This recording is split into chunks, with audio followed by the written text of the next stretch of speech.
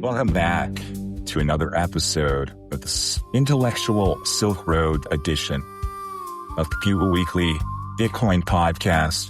Today is a special interview.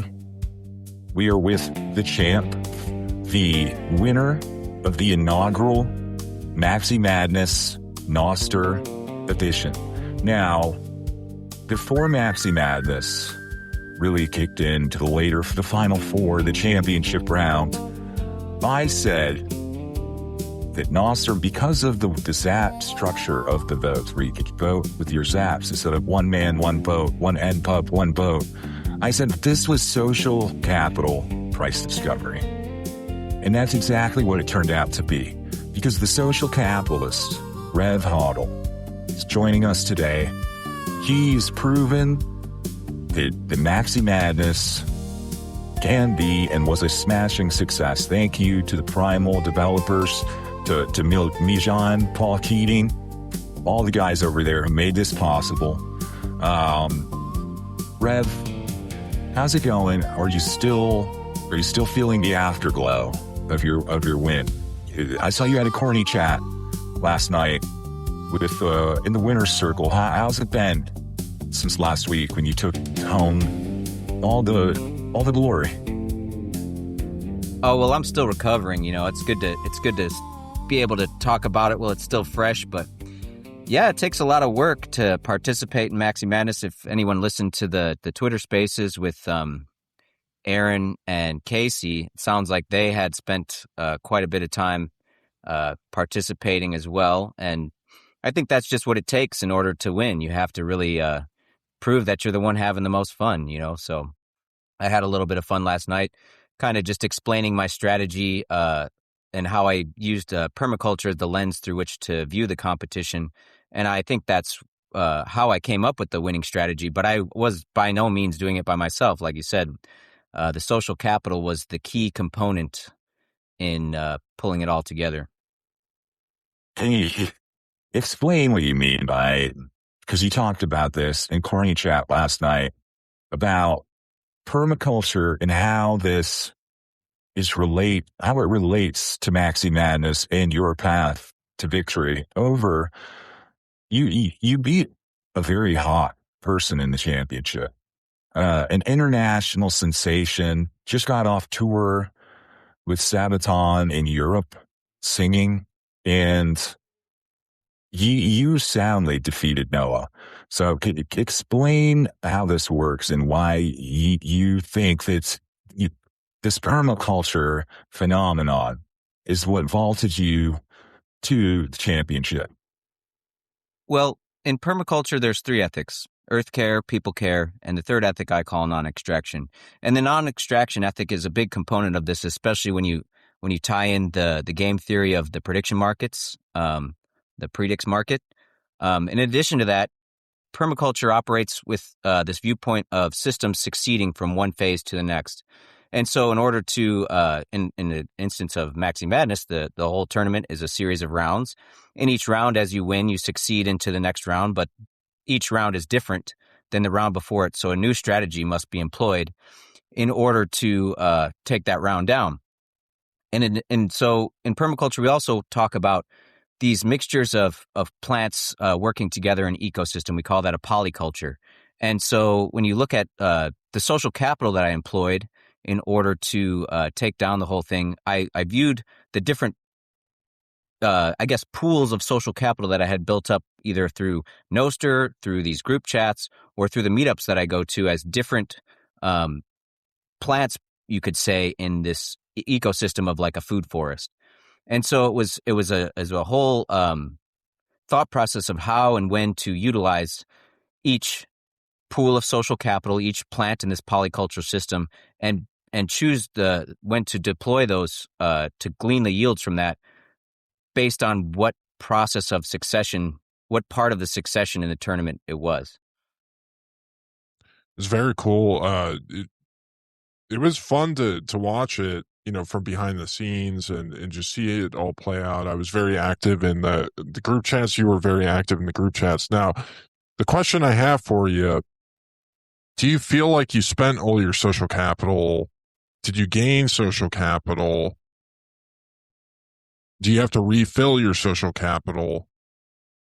What's the, kind of the process of next steps for you after this victory? Well, so and a big part of my strategy was to create incentives for people to participate. And, the Meshdadel really won this thing. The Meshdadel was the group chat that took down Odell in the semifinals, but they were there right with me the whole time. I mean, if you go back and look at the results, you see these names from the Meshdadel, they were boosting big without me sort of asking for any favors the whole time.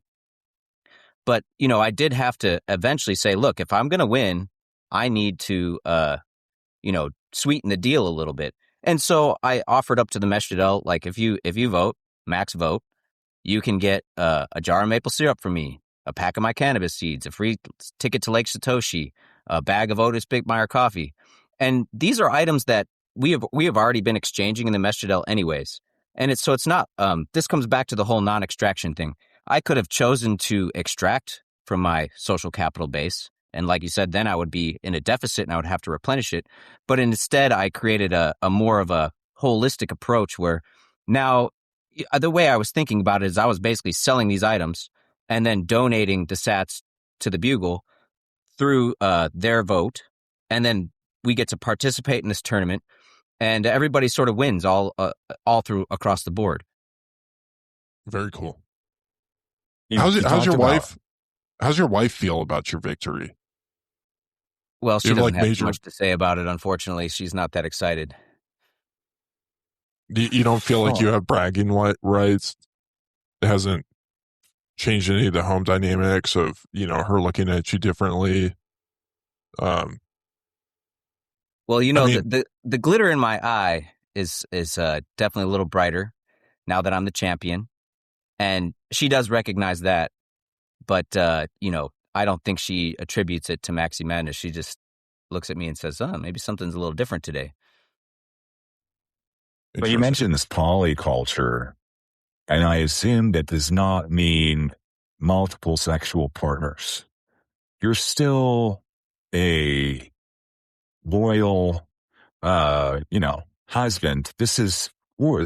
Polyculture just means different logos, different types of different meetups. What is this? Explain this a little bit more thoroughly. So a polyculture in a food forest, for example, is when you have there's 7 layers to a forest, right? You got your ground cover layer, which would be something like strawberries, and then you've got the herbaceous layer, which would be something like comfrey or rhubarb or horseradish. And then you've got your shrub layer, which would be something like currants or gooseberries. And then you got your understory layer, which might be something like hazelnuts. And then in my food forest, the overstory layer is the fruit tree. And so these plants can all grow together cooperatively because they take up a different size and shape of that understory beneath the tree. So they're not inherently competing with each other. They're all working cooperatively. And so this is how you can pack a lot of yields into a small footprint. And so the same can be true of your social capital, right? I looked at the social capital that I had in the Meshdadel as one part of that layer of the food forest, of the social capital forest. And then my local connections, the hyper-local stuff from everyone that I knew going to the meetups was another layer. And then the Nostr community that I participate in was another layer. And so I had access to all these different layers. They're all kind of intersecting and working together and connected together in one way or another. But they do they form this holistic viewpoint, which is Bitcoin culture. What is the optimal stack in a 7-layer salad of the forest? I think I would want strawberries, rhubarb, gooseberries, hazelnuts. How would you finish out that stack? Tobacco. Where is tobacco? Which layer is the tobacco? I think tobacco is probably somewhere between the herbaceous layer and the shrub layer. It grows pretty big, but it is an annual. So, that's important to know. That's hard to keep up with if you're playing annuals. And so, if you look at if you take something like tobacco and you try and equate it to Bitcoin culture, right? it's something that everybody wants, but isn't necessarily coming to every meetup, you know what I mean? Or not always active in the group chat. But like tobacco's the plant that just says like, hey, I've been head down vibe coding and I just made this new app and boom, here you go. And the addiction is on, right? And everyone wants more of what tobacco has to offer, but it's not there perennially, right? It's only there. You have to cultivate the tobacco.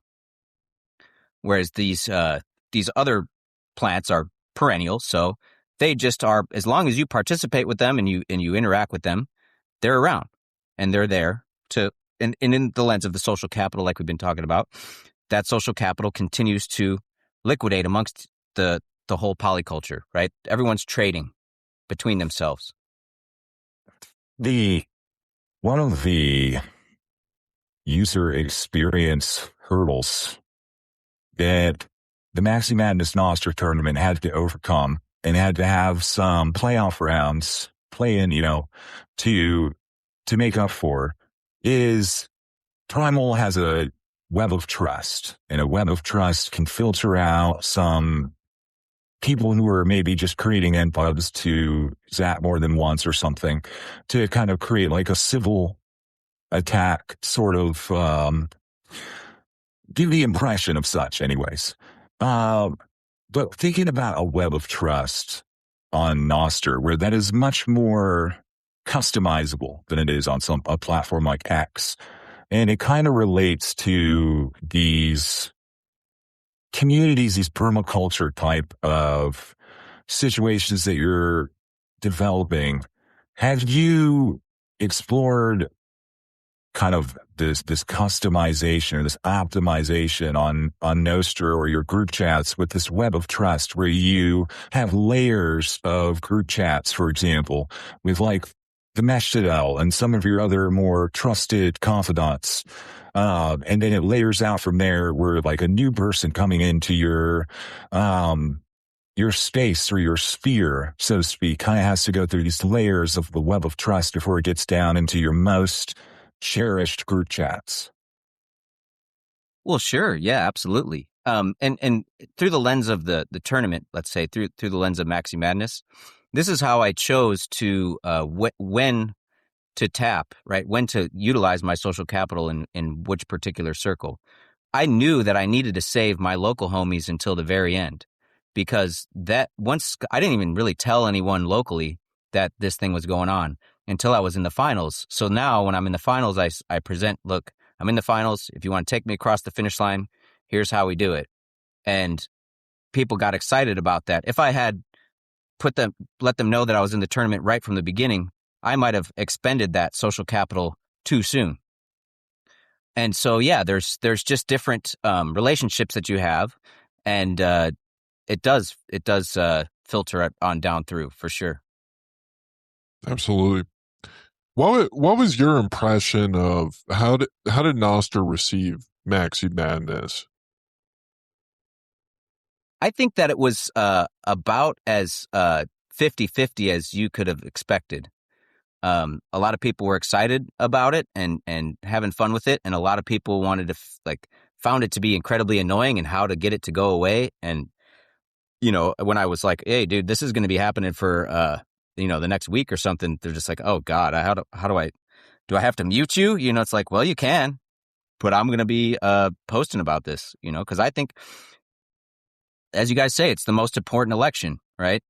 It is important. And it's a distillation. It's a way of anecdotally assessing what a particular community sees as valuable. Whether you want to say that the results were gamed or not or whatever, right? It is ultimately like the Twitter championship. That shows that people do value data on chain, right? To me, anecdotally, that's what the result of that tournament suggests. Like, the Bitcoin culture right now appreciates that shit. And they don't care about BIP 110 and they don't care about PodConf and Swan or whatever, right? And the Nostr tournament showed that people care about people interacting on this grassroots level, running meetups, doing podcasting, focusing on building circular economies, right? Absolutely. I mean, the two individuals in the championship were, neither of them were PodConf affiliated. And I would consider your matchup against Odell in the Final Four as a referendum against PodConf. Would you agree?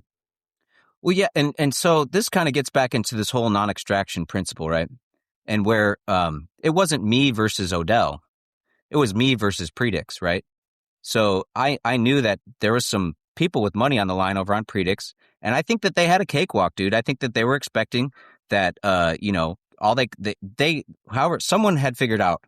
I'm not going to say who, right? But I think someone knew how to get by this web of trust system that Primal had put up, and they could influence the votes, right? They could juice it up with some net pumps that they spun up. And so once I realized that, I was like, okay, this is who I'm competing against. I'm not competing against Matt Odell. I'm here to prove that, like, you have no idea when some dude who's connected in the community, if they unleash their social capital, that you're going to have a hard time, pushing the results of this prediction market to your favor. And we accomplished that. The Meshdel totally shut that prediction market down, proved it wrong. Absolutely. You paid attention to the Twitter Maxi Madness.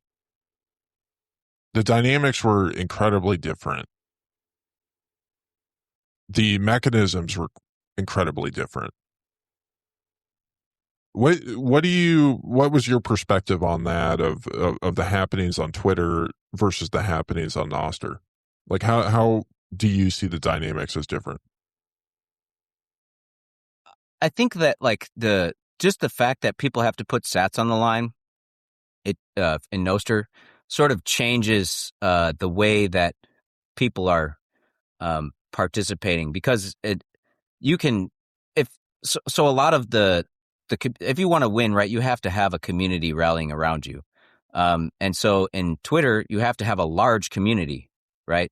You could have a small community of very dedicated fans, right? And they're all going to vote for you every time, but their vote doesn't have much weight because somebody else can just access their larger user base or fan base, or what they have a larger form of social capital where everyone can just click one button for free and vote. Whereas on Nostr, it shows, like, how much people are willing to put down for you, like how much they really appreciate you, right? And what you represent for Bitcoin. Because, like, right at the beginning, I knew that I was pretty popular on Nostr, right? I participate on Nostr. I've been doing it for several years. I went to the first Nostrville. And, right off the bat, against Jack Dorsey, I didn't try to do anything, right? This is another permaculture principle, right? Observe and interact. I just wanted to see what would happen round one and just watch that play out. Now, I eked it out by about 200 sats, maybe 250 sats. That was a super close round, but that was just purely the Nostr community saying, like, yeah, dude, you're around and you're participating in Nostr. Where did Jack Dorsey go? Why would I put my sats down for that guy? So yeah, it's the difference is that someone's audience or their social capital base can really show how much they care. One vote can mean a lot. One person can do a lot more on Twitter than on Nostr than on Twitter. Yeah, I'm excited. I like that there's more options with Nostr. And the big thing that I want to try and do for next year that, I don't have confirmed that they'll do it, but one of the things I really like to do is to do splits in the polls for the individuals participating. So there's a little bit more of an incentive for them to participate, to try and earn zaps, essentially. So the way I think it would be is, like, the Beagle would get a portion, then both of the participants would. And so the incentive is to continue to compete until the finals, to be able to earn more zaps. And I think that'd be fun. I think that would get people's buy-in a little bit more, and that'd be a cool function. This one was, it all happened so last minute. Like, the Primal team pushed this update, allowing us to do these polls, I think maybe a few days, if not a week prior. So there wasn't a ton of thinking into the mechanics of how it worked. It was very experimental. Yeah, there's some interesting. It's really hard to think about what's going to happen, right? And I'm sure you guys had no idea how it was going to play out, how big people are going to zap, what was really going to go down. And if you start to filter some of that, so this comes back into permaculture once again. There's self-regulate, accept, and apply feedback. And if you put the zap split in there, now you've got a feedback loop going, right? So if someone wins and they've got a whole bunch of sats, right? Now they can essentially offer these incentives like what I was doing for free. And so you give the each round kind of snowballs, has this potential snowballing effect. You know, as the participant, you have to make the choice. Do I keep the sats or do I use the sats to continue to create incentives for my my base of voters, right? Or people who are participating to keep zapping big. Do you think that democracy should be run more like Maxi Madness? Do you think that every November for 1 week, we should have a bracket of 64 politicians and they have to go through each round until we finally get down to the last two, and that's who we vote for president. And we can vote. Do you think we should do that like with one man, one vote, or we should do it with zaps, like on Nostr? I think like what Maxi Madness shows is that, you know, this is what the new government looks like when democracy fails. Like when the fiat system breaks down and all the shit hits the fan, this is how we organize, right? Because like Jason Laurie, right? The whole idea of power projection through Bitcoin, like that was the Meshadel right there. You know, the Meshadel was like, look, we've got a dedicated group willing to project power through this tournament and win, you know? And so there was no violence, right? But in the end of the day, there was some serious power projection going on there. I mean, what was it? Almost 1 million sats or over 1 million sats on that semifinal round? That's that's generational wealth, right? So are you saying that the Meshadel declared soft war on Maxi Madness and what? I'm saying that you know, the whole Maxi Madness thing is software war, right? And this is how you project power. That's the interesting way to frame it. And I didn't think about it prior to the beginning of Maxi Madness, but a few rounds in, I realized, holy shit, we are in the middle of, you know, Soft War 1. There's going to be future Soft Wars. And I don't know if it's going to be 10 years from now, Maxi Madness, but this was the first Soft War. And there was almost as many casualties in Soft War 1 as World War 1. The amount of crash outs in the trenches, the amount of crash outs on the time, you've heard of the book, All is Quiet on the Western Front. It was kind of the opposite. All is crazy, all is chaotic on the timeline front during Maxi Madness, during Soft War 1, because people were crashing out left and right. It was like a machine gun. A guy in one of those pillboxes just mowing down plebs, and they were just crashing out. And I saw the crash outs, the huge amount of crash outs on Twitter. I saw some on Nostr. I didn't see them all, but my assessment about you saying it was about 50-50 was roughly accurate based on my observations.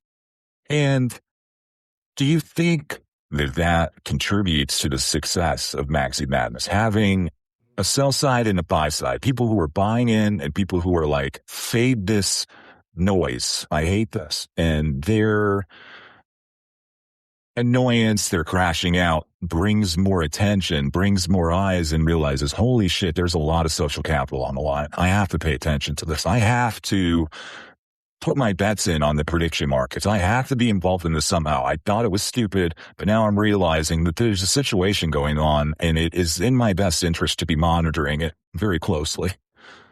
Well, and you know there's other people that are going to be monitoring who voted for. So the beautiful thing about the Nostr polls too is that the votes were public, right? So I could go back and see like, oh, this dude voted against me. why, kind of, it brings up questions, right? Where I could see that, oh, this person's really involved in the culture, but they didn't participate at all. Why? And so this definitely adds a whole nother layer of, when it comes down to it, uh, talk about crash outs and everything, you kind of like, if you don't participate, now it's clear that you didn't. And that's like a crash out in itself, right? What was your favorite crash out that you saw? Oh, that's a good question. I mean, it's got to be my homie Kid Warp. So Kid Warp is he's local kind of to me, and I know him personally, and he was just like, dude, this is so fucking annoying, man. And he was like, when is this going to end? And he it wasn't like he couldn't let it go, right? He wanted to continue to post about not liking it. And so it's like, dude, when you don't like something that much that you can't stop, you realize that you're feeding the beast here. You got to just, if you don't like it, you can't say anything about it. Otherwise, other people are going to be, what's going on? And they're going to start getting riled up into it. And so he had the opposite effect of what I think he was hoping for, was that he wanted everyone to boycott it or something, or just stop talking about it. But in reality, him saying something really stoked the flames of it all. What do you think his protest was? I mean, Ron and I were speculating about this on the last episode. Nostr users aren't really used to any sort of real activity on the platform, right? Like they're used to like occasional good morning posts, very light farting around on the app. You think it was just overstimulating for them, or what was the issue that they saw with it, that people were getting zaps, or it wasn't them? Well, yeah, it's just like somebody came and take over. It's just like, you got your neighborhood, right? And like someone's rolling through with the boom truck, right? With the boom trunk, fucking playing their music, fucking forcing everyone to look at them as they roll by. It's like out of nowhere. I don't think anyone was ready for it. And it was unavoidable. Anywhere you look, you're going to see something about Maxi Madness while it's going on. So Right. what do you think we should do in the future? Should we put PSAs out before to like shelter in place, for the week if they aren't excited about it, or like go on vacation or something? Well, yeah, the war is imminent. I don't know if it's good to keep on the Jason Laurie soft war meme here, but like it is you got to prepare Nostr for this shit, because they clearly weren't prepared. I think a good strategy would be there's no, this is a software, but if we map it to real world physical conflict, kinetic warfare, there is no military more competent and skilled at what they do than the Israeli Defense Forces, the IDF. And what they do in Gaza and in Lebanon and these other places is they give everybody a 10-minute warning, where they send in these precision guided projectiles that basically thump really hard, and they say, hey, you have X amount of time to get out of here because we're killing terrorists if you don't. And giving Nostr kind of like the IDF courtesy announcement that, hey, Maxi Madness is about to start and it's going to go for a week. Get out of, go to Blue Sky, go to Reddit, don't go to X, go to Facebook, go somewhere else and shelter in place, or take cover in the group chats. And I think maybe that's the answer, is people need to just bunker down in the group chats during Maxi Madness to keep their sanity. Because if you isolate yourself, or you get stuck on Facebook with a bunch of boomers freaking out about some AI slop that they fell for, like you're going to probably crash out over there too. The place where you're least likely to crash out is the group chats.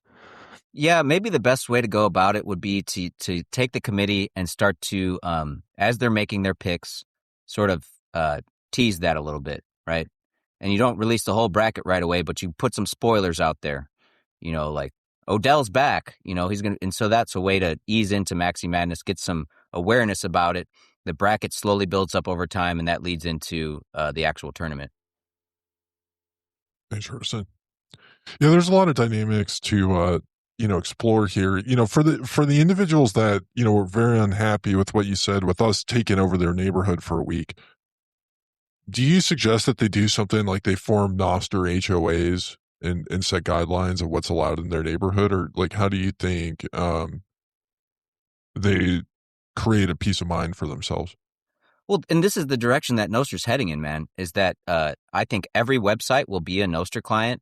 If you're going to participate in Nostr, you're going to stop going to websites. You're just going to go to this one niche client after another to filter the information on Nostr the way you want to see it. And so for that week, everyone can go to the no Maxi Madness client or whatever. Someone can spin that up and just filter all that shit out. Everyone can go on these relay browsing clients, and everyone can choose to go on a relay where no one's posting the Maxi Madness notes or whatever, right? So there is definitely ways to, you can't hide from it on Twitter, right? I mean, it's impossible. But on Nostr, there's these little nooks and crannies everyone can shelter in place for if they choose to. So like they switch over to Damus for the week, something like that. They're not an Amethyst or Primal. Yeah, I mean, especially like, I think that other people found that frustrating too, was that, so this, the NIP that allowed for the Zap votes was not in the vast majority of the clients. And so people were seeing it, and then maybe they decided that they wanted to participate, but then they couldn't. And so that made it even more frustrating, right? And now I got, you're twisting my arm to go get Amethyst or Primal, and I have to use a client that I don't like in order to finally break down and submit Zap my vote, right? So do you think that some people believe there's a conspiracy that Primal got involved with Maxi Madness because they just wanted the marketing? They wanted people to download and use Primal. Do you think that there's some evidence for that? I mean, why not? Yeah, if I was Primal, I would definitely do that. There's a lot. Right. It's like Paul Keating is hot and he's walking around half naked all the time in Costa Rica, and there's videos of him, but apparently that only gets you so far. Like only so many people are using Primal and want to live free based on thinking that Paul Keating is hot. They needed something fresher, something more controversial, more dynamic, and they leaned into the Maxi. They even changed their logo for Maxi Madness. They made it blue, just like the Maxi Madness branding, which I thought was interesting as well. They should have turned the Primal logo. They should have made it like a little basketball too, instead of like a little Firefox ripoff. Well, I think so all this lined up with Primal introducing the new Spark-based wallet, right? The no KYC wallet and all that. And I think so many people got into Maxi Madness and started to use the wallet and turn it over that it actually overloaded their infrastructure. However they had it set up, right? They had to fix that shit. And so, yeah, it turned out that Primal made a good choice in implementing this NIP just for Maxi Madness. I don't know if they did it just for Maxi Madness. I don't really, but the fact that they did it on time was very poignant. And, you know, they got a lot more people participating in Nostr because of it. And that's a good thing in my mind. So, Hell yeah. One of the conspiracy theories that I've been hearing periodically is there are a lot of individuals that said that Nostr was a social attack on the Bitcoin ecosystem, taking people away from Bitcoin Twitter. Like, Aaron Redwing, the runner up in the Twitter one, she turned her nose up to Nostr a couple times. What are your thoughts on that theory? Would you consider Nostr a social attack on the pleb slob Bitcoin Twitter industrial complex, or is it something else? Well, it certainly is an attack on the pleb slot, man, because the algo, there's no feeding the algo right now on Nostr. And so, yeah, you have an option to go. I have this saying, it's DIY or GFY, like do it yourself or go fuck yourself, right? And so on Nostr, you can do that. You can build your own experience, and if you don't like it, it's totally your responsibility to fix that, right? And on Twitter, you're kind of stuck with whatever the hell is going on over there. And so, yeah, it's an attack in a sense that, like, dude, we over here on Nostr, we just do whatever we want. Like, we do our own thing. On Twitter, you're subjugated to whatever Twitter wants. They can shadow ban you. You have to bend over and do whatever you need to do to get your exposure, get your, what do they call it, impressions or some shit. On Nostr, you just build your social capital and participate. And the more you do that, the better it becomes for you. What about people who they love to monitor the situation? It's very hard to monitor the situation on Nostr. Like, I don't know if Nostr realizes we've invaded, that we've attacked Iran yet. Like, they're still kind of waiting on some of the news cycle to make it over there. Is there an opportunity, or is there a solution for people who like to monitor the situation? If they were to go only onto Nostr, would they be able to do that? Well, so I think Nostr is for participants, not for observers, right? If you want to just consume, once again, this comes back into the permaculture principle of non-extraction, right? If you just want to extract information from a platform, and for only your benefit, then Twitter's the place for you. But if you try and do that on Nostr, there's some work that you have to do in order to get what you want out of it, and so you have to actually participate. Extraction doesn't work on Nostr, right? You have to actually be part of the community, and so that's what I think about it. You're a meetup organizer. You're a prolific meetup organizer. You're very active on the ground in the heartland of America. You know, the sentiment online is very bearish. What do you see the sentiment on the ground looking like at the moment as you're interacting with people that are interacting with Bitcoin? It's well, I don't know if this correlates with this podcast that I recently just started called Local Bitcoiners. It's a podcast about Bitcoin meetups, right? We just interview and talk to Bitcoin meetup organizers, talk about meetups, talk about the power of meetups. And so this kind of lined up us starting this podcast, Reed and I, my co-host Reed, with this bear market. But ever since that podcast has been going on, maybe it's because I'm so involved in this region, the Chicagoland, Great Lakes, Michigan region, right? But a lot of people are listening to the podcast, and there's a huge buzz going on right now. The meetups are good. People are showing up with items to participate in the circular economy. In Chicago, they just launched, and this also coincided with the beginning of this podcast, was the Chicago Bitcoin Collective, which is a dedicated Bitcoin space, a fork and coin restaurant. They're going to be doing bit devs there. They're going to be doing meetups there. They're going to be doing all this stuff. There's a huge buzz going on around that. And so it's very much the bear market is for building vibes, right? Everyone's just coming out of the woodwork and really participating right now. And the meetups have gotten really good recently. Yeah, they're great. Why do you think there's such a difference between the sentiment online and the sentiment that you're seeing in meetups? Where's the disconnect? I think that, so there are some people that come to the meetups and they want to talk about number go up, right? And they're very concerned about the quantum FUD, not because of the reality of the quantum FUD, right? That it could actually be dangerous for people getting their Bitcoin sniped away from them from some weird quantum computer somewhere, but more about how the idea of this affects the price.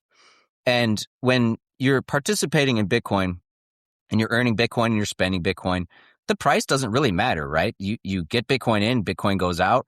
The price might fluctuate a few percent in that exchange, but the price isn't the important thing. It's the freedom and it's the culture and the community and the ability to build resilience and build sovereignty, to operate in a thermodynamically sound lifestyle, right? And so that's where the meetups, the people like that are going to the meetups. The people who want to live sovereign, they want to operate with good thermodynamics, if you're just looking on Twitter, you're basically just looking for the next reason for the price to go up or down and make your decisions on that. That's my opinion. I don't really know, but that's what I think. It's an interesting perspective. I mean, yeah, I don't know. I've been wondering this for a while, and I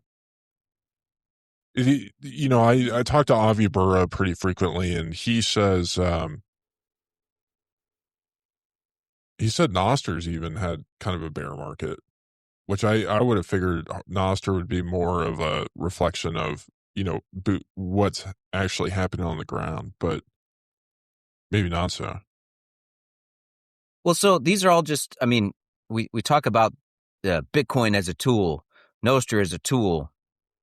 But, when it comes to the actual meetups and you get together in person, these people, they're part of your life.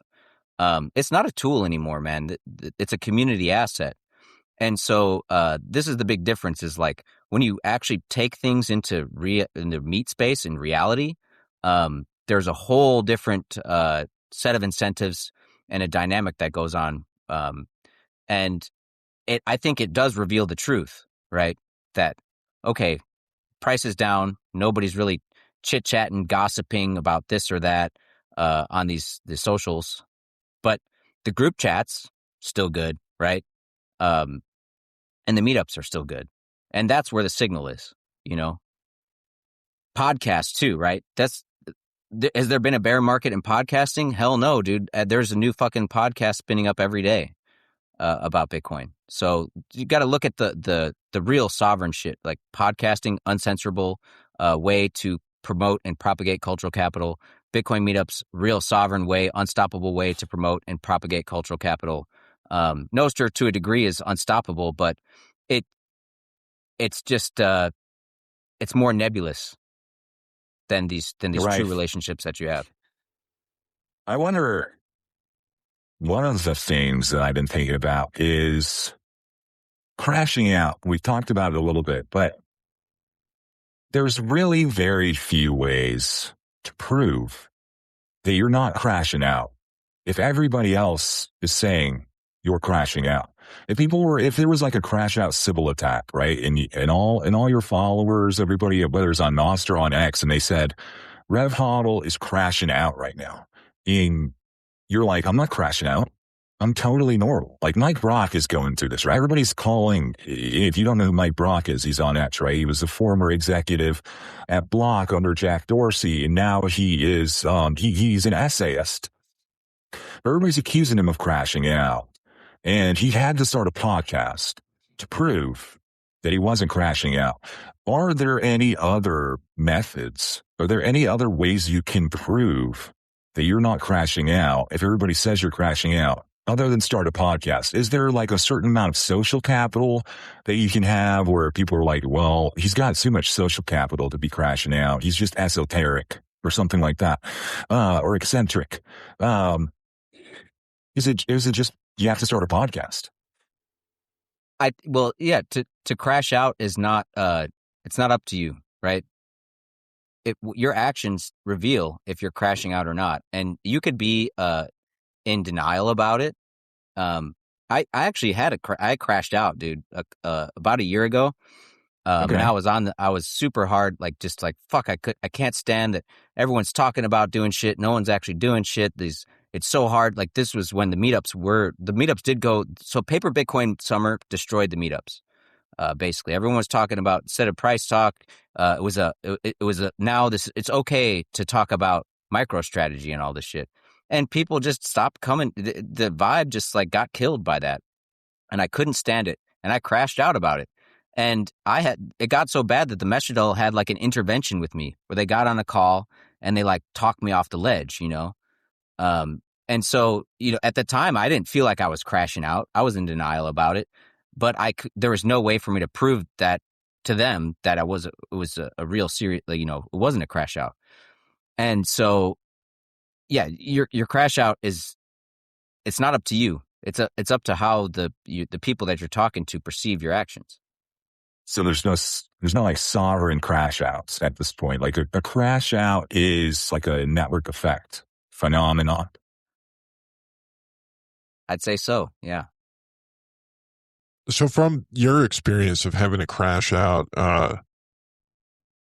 it sounds like you had people around you that helped you pull out of it. There's a lot of people on the verge of crashing out. There's a lot of people that are crashing out right now. What words of advice do you have for those crashing out? You got to go to the group chats. You got to go to the meetup. You got to talk to the people and you got to just basically confirm that it's going to be all right, that this is just a moment in time, that the volatility is everywhere. There's volatility in Bitcoin. There's volatility in nature. And sometimes the volatility does not swing in your direction.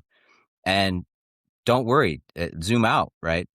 over long enough time horizon, if you lower your time preference, things will swing your way again. As a, experienced meetup organizer,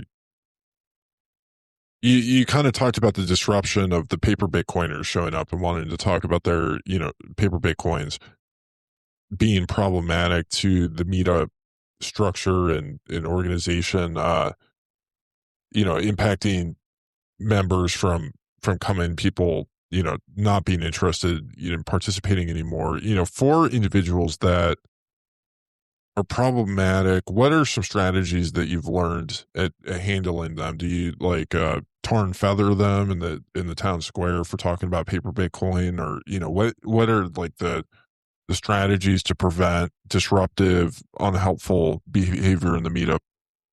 Well, this is you can take permaculture once again and apply this to that kind of behavior. And so first you start off by observing and interacting with the person, right? The next step is to self-regulate, accept, and apply the feedback that person is giving to you. And then from there, you're able to take a small and slow solution in order to turn this into, in permaculture, we have a saying that's called the problem is the solution, right? So how do you take this person that's kind of disrupting the vibe of the meetup and running away with the meetup with this price talk and this paper Bitcoin bullshit, and turn it into an educational experience for everybody else and you have to do it gracefully, right? Because the reason why people come to the meetups is to learn and to participate. If you're at the meetup, you're trying to participate. There's no reason to just poo-poo someone and push them out and exclude them. The purity test thing is definitely not valuable in meetup culture, right? You don't need to pass all the purity tests. So you just have to find a way to make the problem a solution and turn it into a talk about privacy, or a talk about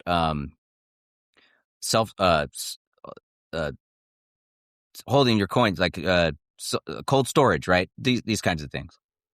So like if they're talking about paper Bitcoin, NGU, you try to change the subject into paper Bitcoin privacy strategies, or what do you mean? Yeah, like how are you gonna you ask them questions, right? Like how are you maintaining your privacy with your paper Bitcoin, right? Like how are you self custodying your paper Bitcoin, and that leads to a lot of people that are doing that to think a little bit deeper about how their strategies are to improve that. Makes sense. Interesting. Shifting the conversation to a new topic here, kind of off kilter. The United States just launched a manned crew into outer space like a half hour ago, and it's going to be the first crew to fly around the moon in decades. Question for you: do you believe this is real? I mean, they did it on April Fool's Day, which could be a coincidence. It could be part of the clues that they leave to let us know that it's not real. And B, any video that they, quote unquote, broadcast back to the United States for us to watch on our screens could be AI slop. There's no way for us to know that the pictures and the video that they're going to be sending from their flight around the moon in the next few days is real or AI slop. But I'm just curious, what is your reaction to that we're going around the moon again? And is going to be the first woman to fly around the moon. She's on board. Dr. Richard Harambe just tweeted that there's a Canadian astronaut on board, a man, which means it's basically two women. So there's basically two women flying around the moon for the first time. Is this real or fake? Well, I hope it's real, because I want to see the pictures of the other side of the moon, the dark side of the moon, the side of the moon that's so. I don't know if you guys know this, but on the dark side of the moon, there's a whole civilization of people that are like 40 feet tall, and they're all hot. And like, dude, I want to see, I don't think, why would you need clothes on the moon? So like, I want to see the pictures of these 40-foot tall women and their tits out, right? Like, that would be fucking amazing. And so as soon as those pictures come out, I'll know it's real. Until then, I think that it's probably bullshit. Should we have a Maxi Madness tournament for the hot naked aliens on the moon? They're not aliens. They're just people. They're just people like us that are just 40 feet tall. They're not even aliens. They're just, okay. That's it. I'm glad that you brought that up, because this sort of off topic again here, but similar. When they talk about aliens being real and there being alien technology, yada, yada, what does that mean? Because it kind of depends on your definition of alien. So how, if somebody were to say to you, Rev Hodl, come out from picking your gooseberries out on your homestead and come look at the TV right now because aliens are being introduced by the president.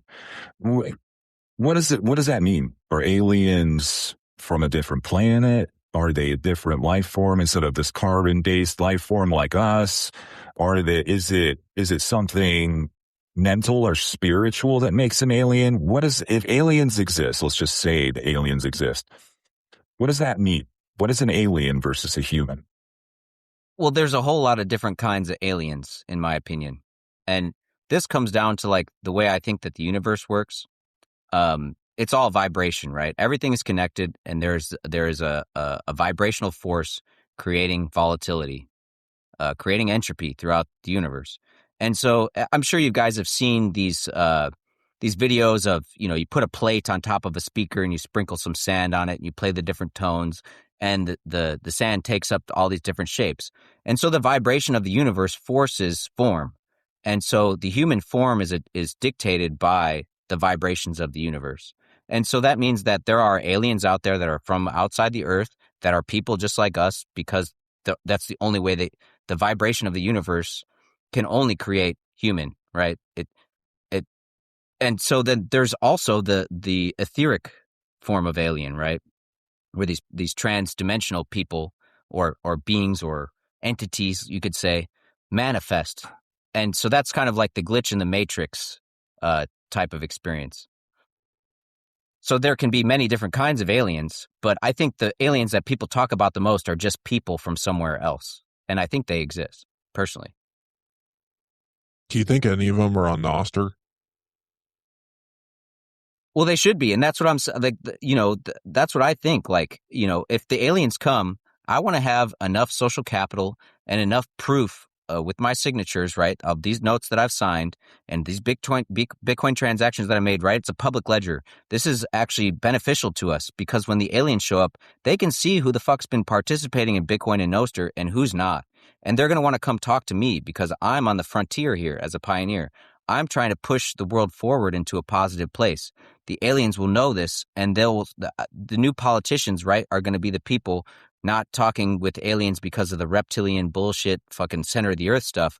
I'm going to be working with the Palladians, right, who are coming with their beautiful blonde hair and their voluptuous forms, and they're going to want to talk to me and not the people who are basically fiat, right? Just the fiat system shit is over, right? Palladians are pretty hot. Can aliens crash out? Of course. We're all subject to the same. You say that. Okay, the same. We're all subject to the same vibrations of the universe, right? So you think that crash outs are a vibrational phenomenon, and Maxi Madness was a vibration shift on the protocol that people were not prepared to handle. The vibes freaked them out. Well, so all right, you can think about it like this, right? When you drop a stone into a still pool, the ripples go out. But when the ripples reach the end of the pool, they reflect back, and so this creates when the ripples start to intersect. Now this creates distortion and feedback, and so in the sense of Maxi Madness, right? That was the stone being dropped into the pool of Nostr, which created ripples. And as soon as the ripples bounced to the edge of the pool and started coming back, now the distortion comes. And that feels uncomfortable, right? You went from looking at a very pleasing waveform into something that turned into chaotic noise, right? And that, if you want to pull the signal out of the noise, now you've got to put in some proof of work to determine what to do here. That's uncomfortable. What do you think the odds that Noah Groom is a Palladian is? Well, I believe in this idea of soul groups, and that there are soul groups that have ties to other extraterrestrial communities. And so, I mean, judging by the way she looks, man, she could definitely be part of that Palladian soul group and be here for a purpose. You know, her soul may have manifested on Earth at the time that she did to, push Bitcoin forward because I think there needs to be more music. This decentralized music culture is really growing on Nostr, and I think it's really important. And the fact that she's putting so much work in participating in that, doing the Zap streams and all the stuff, suggests to me that, yeah, it's very likely that she is from this more benevolent soul group outside the Earth. I kind of agree. Yeah. I think there's a good chance she's a Palladian for sure. Well, yeah, looking at wrapping this up, I mean, what do you see for the rest of 2026? What's got you excited? Are you thinking about your strategy next year in Maxi Madness? Are you thinking that far ahead? I mean, what's real important to you right now? What's really important on your horizon ahead? What are you excited about? Well, I think that the most important thing for me is just going to be continuing to the winning the Maxi Madness was a signal to me that I'm representing what Nostr culture appreciates, what local Bitcoin culture appreciates, and that people need to, if the number's not going to go up, right, if we're in a bear market, you have to hyper Bitcoinize your own life. You have to figure out ways to interact with your local Bitcoin community and lean into that and get the freedom go up, right? Increase the utility that the Bitcoin affords you to build shit and access freedom. And when we do that, then when the price starts to go up, we're that much more powerful, we're that much more connected, and we're that much more ready for when the aliens show up for them to come talk to us instead of the reptilian politicians, right? Absolutely. Well, Carl, I got to say, you are a true first turning pioneer. One of the few out there. The majority of people out there, they're still living in the fourth turning, crashing out. You got a very different perspective. We'll have to do this again sometime. Yeah, I'd be happy to. You know, there's a lot going on in the meetup culture here locally. We got a lot of pioneers. Otis Bittmeyer roasting his coffee. The group, the people in the Meshdel, man, like you mentioned, Avi. He's got how many different podcasts going on? Fundamentals. How many different podcasts does he have going on? We are a group of people who are recognizing that the frontier we're on the frontier, and it's up to us to decide now that we're going to make the first turning happen. We're doing it. We're building our way into the, strong men make good times. Absolutely. We'll go through, plug all the meetups that you're part of and the events that you're going to be part of. That, Lake Satoshi is coming up in Michigan. Yeah, you can't miss Lake Satoshi. That's the first weekend in August, I believe. I'm not sure about this, but I think it's Saturday, August 2nd is like the main day. I could be wrong, but first weekend in August. But, in Michigan, there's the Southwest Michigan meetup. That's where you'll see all of this homesteader, really good circular economy around food. Then there's the Grand Rapids meetup, which has two meetups, right? There's the educational meetup at the factory, and then there's the social meetup, which is at Two Guys Brewing. And beyond that, I run the South Bend, Indiana meetup. I go to the Chicago Bit Devs meetup. There's a meetup in Elmhurst, Illinois, that I go to as well, the western suburbs of Chicago. I go to the Mid-Michigan meetup in Lansing. There's a lot of, I have to say that, the Indianapolis meetup is really good. The Cleveland meetup is really good. Those are a little outside my range. I've only been to the Indianapolis meetup once, but you get the idea. There's a meetup for you out there, right? And if you don't have a meetup near you. If you can't find one, you should start one. Well said. I've been seeing some chatter in the Meshadel chat. It sounds like Jackie's going to bring some orange paint to Lake Satoshi this year to paint the lawn orange. Or will you be partaking in that? Do some rallying with Jackie? You know, if Jackie's on board and he's got the paint, you got to build that social capital, man, and participate, right? So I'm in. Rod, are you in? You going to paint the lawn orange with us? I know I'm in. Paint the town orange. Paint all orange. Rod, you got any closing questions before we wrap this one up? You said you've been to the Cleveland Bitcoin meetup? I have not been to Cleveland, but I'm pretty close with the Cleveland organizers. And they bring a huge crew to Lake Satoshi every year. So I know the Cleveland group. I'm in their group chats and all of that stuff. I'll have to see if I can bring Philip of Macedonia to Lake Satoshi this year. We'll have to meet him in person. He could maybe do a performance, a rap performance, but he's a big listener to the podcast. He's not very happy with us right now. He's not happy with the bracket for Maxi Madness, but I think that it'd be great to hang out in the Lake Satoshi. I bet you would love painting the lawn red or the orange. Yeah, Phil, if you come to Lake Satoshi, you're gonna have a good time. You should do it. Where are all your medals? Where are all your medals from grade school? Those are fucking incredible swag. Yeah. Just shout out to Philip. Shout out to Philip, indeed. Rev Hodl, thank you for coming on. This has been a pleasure. I appreciate it. Hey, you know what? I'm really happy that you guys chose to get Maxi Madness over to Nostr. I do think that it is important. This is important. As much as people like to think that this is all just fun and games, there's more to it than that. And the only way you know that is if you listen to 40 hours of Bitcoin podcast per week and that you listen to the Bugle and you understand the message that you guys are putting out. Well, thank you, Rev Hodl.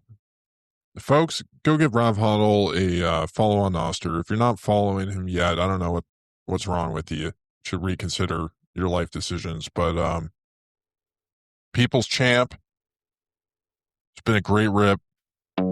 Folks, we'll see you on another episode of Intellectual Silk Road soon. Trying to stay calm, but I can feel it. Don't crash out, don't crash out. That's what I keep telling myself now. Whole world watching, zoomed in close.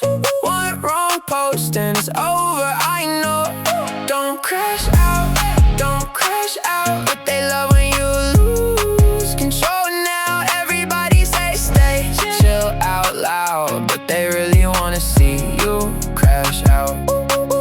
Politics turn into common fights. Everyone swinging for clips and likes. Economics in a viral thread. Expert take from a random head. Geo News with a countdown clock. Every headline built to shock. You say one thing, they twist it fast. Now your name in a trending tag. They poke, they prod, they wait, they watch. They screenshot every little thought. You try to breathe, you try to pause. They spam, say more, they want it raw. Don't crash out, don't crash out. That's what I keep telling myself now. Whole world watching, zoomed in close. One wrong post and it's over, I know. Don't crash out, don't crash out. But they love when you lose control now. Everybody say stay, chill out loud. But they really wanna see you crash out. Corporate voice in a PR tone. Please stay calm, but they egg it on. Faith debates in a comment war. Speak your truth and they ask for more. AI clips got it looking real. You don't even know how you feel. Every take gotta escalate. If it's not extreme, it don't penetrate. They build you up just to tear you down. Turn your spiral into a sound. You try to log off, step away, but the noise still echoes anyway. Don't crash out, don't crash out. That's what I keep telling myself now. Whole world watching, zoomed in close. One wrong post and it's over, I know.